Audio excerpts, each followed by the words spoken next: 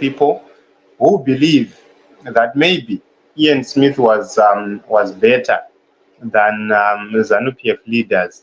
And ZANU-PF leadership has announced that they are now going to take legal action.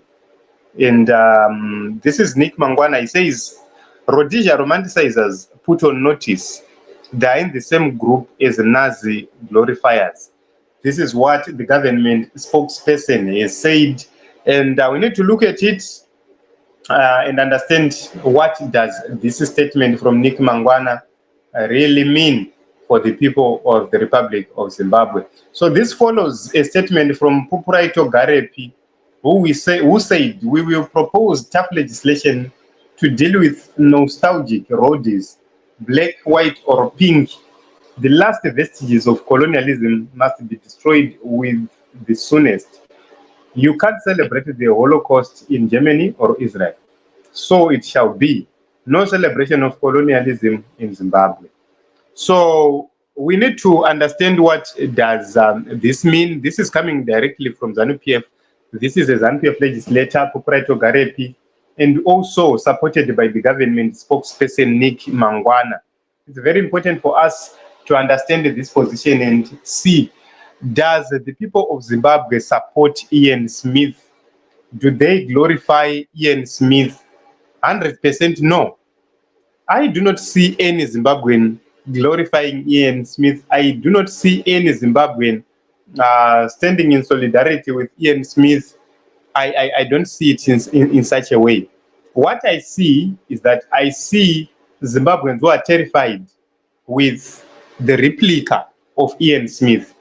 We have talked much about this issue, but when you see the government trying to silence people using bogus laws, that is something which is very, very important. Let us take a look on Nick Mangwana. Nick Mangwana is a British citizen who is also serving as a Zimbabwean civil servant right here. So Rusty Markham says, give up your colonial passport. And that is true. One person who is holding a British passport cannot come to tell us, who have never been to Britain, who have never held British citizenship. He can't tell us that we are praising Ian Smith. He can't do that. He can't punish the people of Zimbabwe for telling the truth as it is, simply because they are afraid and they are scared of the truth. This is just the truth. But ZANU-PF people will do everything and anything to stay in power, and they will do everything possible to protect their own interests. And that is something which is very, very important. So there are so many things which we can compare to when it comes to the issues of Mnangagwa, ZANU-PF, and also the Ian Smith regime. Both regimes were bad. Both regimes were not for the people. Both regimes were anti-people. But we are saying who was better than the other in terms of being anti-people. You can actually see that Smith did a lot. He built my stadiums. He built my roads, even though those roads were not for the majority, but he did something. But Vatina, they are doing nothing, absolutely nothing. Busy buying themselves private jets, busy buying themselves, posh houses in other countries like Singapore, like South Africa. At a certain point in time, Robert Mugabe's son was boasting to say, "Kanandisina marindendani mariagata sia Strive Masiwa," which means he is far richer than Strive Masiwa, a businessman who owns one of the biggest companies in Africa. And somebody who has never worked anyway is boasting to be better or to be richer than Strive Masiwa. And you ask questions to say, who does that? Why is ZANU-PF not telling the truth? That is something which is very, very important. Instead of them dealing with inequality, instead of them dealing with the inefficiency, this battle, we'll see how they are going to implement it, but it's said that this is what they are advocating for. So it is what it is. We'll continue to watch and see how everything is going to unfold.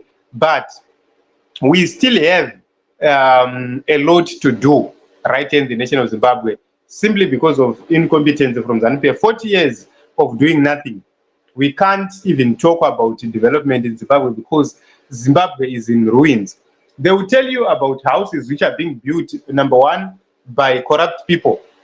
Go to the government of Zimbabwe. The same people are building houses in and around Zimbabwe. There is an informal market which is operating in Zimbabwe, not paying taxes, nothing benefiting the country. Into Zimbabwe, smuggling things out of Zimbabwe. It can't be a success story.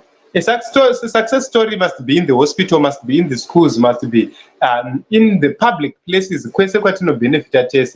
That is what we can call a success story. So we will see how they are going to outmaneuver others and bring this, and we will see how everything is going to unfold. But to me, kutambisa nguva, because time chachayo kuti varambe vachipo hapasina.